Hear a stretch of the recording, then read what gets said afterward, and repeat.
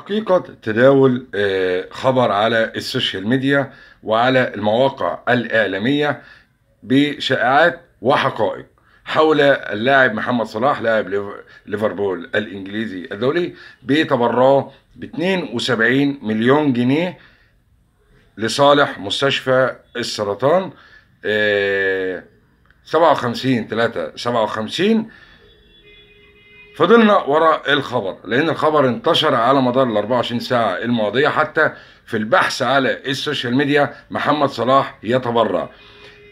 صرح مصدر عبر القنوات الفضائيه والبرامج الفضائيه بأن الخبر ليس صحيح وعار تماما من الصحة، ولم يتبرع محمد صلاح بأي مليم حتى الآن لصالح مستشفى سرطان الأطفال 57/3/57. ما الهدف وراء هذه الشائعة؟ من أطلق هذه الشائعة؟ هو ده السؤال اللي بنبحث عنه.